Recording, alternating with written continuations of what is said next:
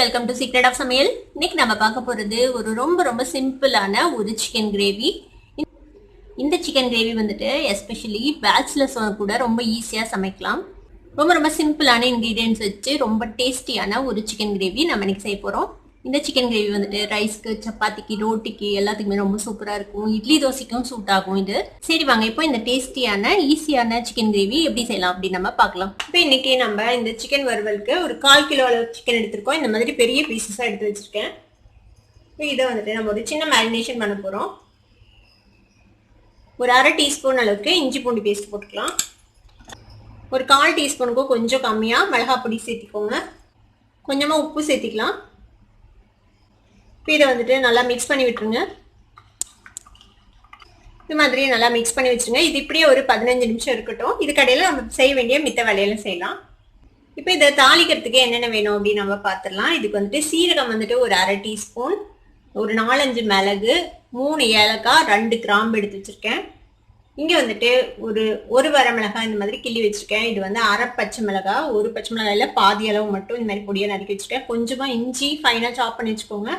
ஒரு பெரிய வெங்காயம் இந்த மாதிரி நல்லா அதையும் ஃபைனாக சாப் பண்ணி வச்சுக்கோங்க. ஒரு தக்காளி அதையும் ஃபைனாக சாப் பண்ணி வச்சுருக்கேன்.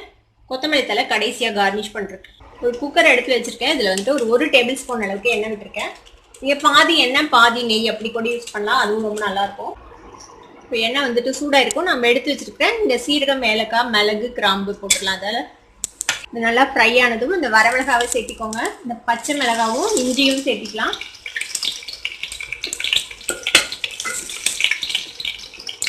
கூடவே இந்த வெங்காயத்தையும் சேர்த்திக்கலாம்.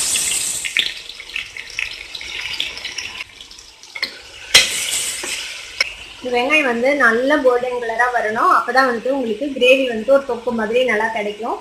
அதனால இது நல்லா வதக்கிக்கோங்க. இப்போ இந்த வெங்காயம் வதங்கிறதுக்காக நம்ம கொஞ்சமாக உப்பு சேர்த்திக்கலாம். பாருங்க வெங்காயம் நல்லா வதங்கிடுச்சு. இப்போ இதில் 1 டீஸ்பூன் அளவுக்கு இஞ்சி பூண்டு பேஸ்ட் சேர்த்திக்கலாம். இந்த இஞ்சி பூண்டையும் இதோட சேர்த்து நல்லா வதக்கி விடுங்க. இந்த இஞ்சி பூண்டு பேஸ்ட் அரைச்ச மிக்ஸி இதுலேயே கொஞ்சமாக தண்ணி விட்டுருக்கேன். அந்த தண்ணி இதில் சேர்த்திக்கலாம். இந்த தண்ணி நல்லா சுண்டட்டும். இது மாதிரி வெங்காயம் வதங்கணும்னா கொஞ்சம் தண்ணி விட்டு நம்ம அதை ரெடியூஸ் பண்ண விட்டோம்னா உங்களுக்கு நல்ல கிரேவி கிடைக்கும். ஒரு மாதிரி தொக்கு கன்சிஸ்டன்சி கிடைக்கும் கிரேவிக்கு. அதுக்காக தான் தண்ணி விட்டுருக்கோம். இப்போ இதை நல்லா இந்த தண்ணி வந்துட்டு ரெடியூஸ் ஆகணும். இந்த இஞ்சி பூண்டு பச்சை வாசனை போகணும். அது வரைக்கும் நல்லா வதக்கிக்கலாம். பாருங்க நம்ம விட்ட தண்ணி சுண்டி நல்லா எண்ணெய் பிரிஞ்சிச்சு. இஞ்சி பூண்டு பேஸ்ட் வந்து நல்லா பச்சை வாசனை போயிடுச்சு. இப்போ நம்ம வெட்டி வச்சிருக்கிற இந்த ஃபைனாக சாப் பண்ணி வச்சுருக்கிற தக்காளி சேர்த்துக்கலாம். இந்த தக்காளியும் நல்லா வதங்கணும். இதையும் நல்லா வதக்கிக்கோங்க. தக்காளியும் நல்லா மேஷ் ஆகி நல்லா குக் ஆகணும். அது வரைக்கும் வெயிட் பண்ணணும். பாருங்க நம்ம போட்ட தக்காளியும் நல்லா வதங்கிடுச்சு. இப்போ ஃப்ளேமை வந்துட்டு லோ பண்ணி வச்சுருங்க. இப்போ நம்ம மசாலாஸ்லாம் ஆட் பண்ண போகிறோம்ல. இதில் வந்துட்டு ஒரு 3/4 டீஸ்பூன் அளவுக்கு மல்லித்தூள் சேர்த்திக்கலாம். கூடவே உங்கள் காரத்துக்கு தகுந்த அளவுக்கு மிளகாய் பொடி சேர்த்திக்கோங்க. நம்ம பச்சை மிளகாய் சேர்த்திருக்கோம். ஆல்ரெடி சிக்கன்லேயும் கொஞ்சம் மேரினேஷனில் மிளகாய் பொடி சேர்த்துருக்கோம். இப்போ நான் இதில் ஒரு 1/4 ஸ்பூன் அளவுக்கு மிளகாய் பொடி சேர்த்துறேன். இது கூட ஒரு 1/4 டீஸ்பூன் அளவுக்கு சீரகத்தூள் சேர்த்திக்கோங்க. கொஞ்சமாக மஞ்சள் பொடி சேர்த்திக்கலாம். இது கூட ஒரு 1/2 டீஸ்பூன் அளவுக்கு கடலை மாவு இதையும் சேர்த்திக்கோங்க. இப்போ இது எல்லாத்தையும் நான் நல்லா வதக்கி விட்டலாம். இந்த தக்காளியோடு சேர்த்து எண்ணெயிலேயே இது ஒரு 30 செகண்ட் வதங்கட்டும். இப்போ இது ஒரு 30 செகண்ட் பக்கமாக வதங்கிருக்குன்னு பாருங்கள். எண்ணெய் தெரிஞ்சிருச்சு. இப்போ இதில் வந்துட்டு கொஞ்சமாக தண்ணி சேர்த்திக்கலாம். ஒரு 2 டேபிள் ஸ்பூன் அளவுக்கு தண்ணி. இதை நல்லா மிக்ஸ் பண்ணி விடுங்க. தண்ணி எதுக்கு சேர்த்துறோம்னா இல்லைனா கீழே வந்துட்டு பிடிச்சிக்கிறதுக்கு வாய்ப்பு இருக்குது. அதனால தான் தண்ணி சேர்த்துறோம் கொஞ்சமாக. இப்போ இதில் நம்ம மேரினேட் பண்ணி வச்சுருக்கிற சிக்கன் சேர்த்திடலாம். இது கடையில் 15 நிமிஷம் ஆயிருக்கும். நம்ம எல்லாம் வெங்காயம் எல்லாம் வதக்கி ஏன்னா நல்லா ஃப்ரை பண்ணுறோம்ல, அதனால அவ்வளோ நேரம் ஆகிடும். மேரினேட் ஆகிறதுக்கும் நம்ம செய்கிறதுக்கும் சரியா இருக்கும். இப்போ இந்த சிக்கனை இதோட சேர்த்து நல்லா பரட்டி விடுங்க. சிக்கன் வந்துட்டு கலர் மாறட்டும், கொஞ்சம் வெள்ளையாக ஆகட்டும். அதுக்கப்புறம் நம்ம தண்ணி விடலாம். பாருங்க சிக்கன் வந்துட்டு கலர் மாறிடுச்சு. இப்போ நம்ம தேவையான அளவுக்கு தண்ணி விட்டுக்க போகிறோம். நான் மேரினேட் பண்ண அதே பவுல்லையே கொஞ்சமாக தண்ணி விட்டு இதில் ஆட் பண்ணுறேன். இதை நல்லா மிக்ஸ் பண்ணி விடுங்க. கீழே வந்து லைட்டாக பிடிச்சிருக்கலாம். ஏன்னா நம்ம கடலை மாவெல்லாம் சேர்த்திருக்கோம்ல, ஃப்ரை ஆகும்போது லேசாக கீழே பிடிச்சிருக்கலாம். அது நல்லா இந்த மாதிரி கரண்டியில் மிக்ஸ் பண்ணிவிட்டு அதுக்கப்புறம் நம்ம ப்ரெஷர் குக் பண்ணலாம். இப்போ உப்பு செக் பண்ணிக்கோங்க. நம்ம சிக்கன் மேரினேட் பண்ணும்போது கொஞ்சம் உப்பு போட்டிருக்கோம், அப்புறம் வெங்காயத்துக்கும் கொஞ்சம் உப்பு போட்டிருக்கோம். உப்பு பத்துதா அப்படின்னு செக் பண்ணிட்டு தேவைப்பட்டா இப்போ ஆட் பண்ணிக்கலாம்.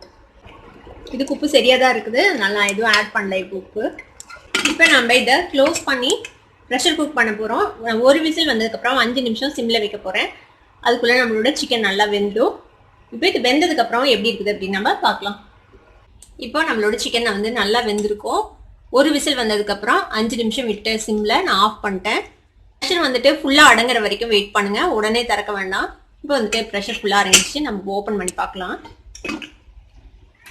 பாருங்க, சிக்கன் வந்துட்டு நல்லா வெந்திருக்கும். நமக்கு தேவையான அளவுக்கு கிரேவியும் இதில் இருக்குது. இப்போ திருப்பியும் அடுப்பு ஆன் பண்ணிவிடுங்க, ஃப்ளேம் லோவில் வச்சுடுங்க. நம்ம கடைசி என்ன போட போகிறோம்னா, இது வந்துட்டு ட்ரை ரோஸ்ட் பண்ண ட்ரை வெந்தயக்கீரை, கசூரி மேத்தி. இது வந்துட்டு ஒரு பிஞ்ச் அளவுக்கு எடுத்து வச்சுருக்கேன். இது வந்துட்டு 1/4 டீஸ்பூன் அளவுக்கு கரம் மசாலா பொடி, இது ரெண்டையும் இதில் சேர்த்திக்கலாம். இது கூடவே 1 டீஸ்பூன் அளவுக்கு வெண்ணெய் சேர்த்துறேன். வெண்ணெய்க்கு பதிலாக நெய் கூட சேர்த்துலாம். இதை ஒரு மிக்ஸ் பண்ணி விட்டுருங்க. இந்த பட்டர் மெல்ட் ஆக வரைக்கும் வெயிட் பண்ணுங்க. பட்டர் போடுறதுனால இங்கே பாருங்க, நல்ல ஒரு கிளேசியான கிரேவி கிடைக்கும். இப்போ போதும், இந்த அளவுக்கு கொதிச்சதுன்னா போதும், ரொம்ப நேரம் வேக வைக்க தேவையில்லை. பட்டர் கரம் மசாலாலாம் போட்டதுக்கப்புறம் இப்போ வந்துட்டு நம்ம கொஞ்சமாக கொத்தமல்லி தழை மேலே போட்டுக்கலாம். அவ்வளோதான், நம்மளோட ஈஸியான சிக்கன் கிரேவி இப்போ ரெடி ஆயிடுச்சு. இப்போ அடுப்பை ஆஃப் பண்ணிடலாம். இப்போ நம்ம ரெடி பண்ண சிக்கன் கிரேவியை ஒரு சர்விங் பவுலுக்கு நம்ம மாற்றிடலாம். இது பாருங்க, எவ்வளோ சூப்பரான கிரேவி வந்திருக்கு. நம்ம எதுவுமே அரைச்செல்லாம் போடலை, வெறும் மிளகாப்பொடி இஞ்சி பூண்டு பேஸ்ட்டை தான் போட்டு செஞ்சோம், பேசிக்கான மசாலாஸ். ஆனால் நல்ல கிரேவி வருது பாருங்க.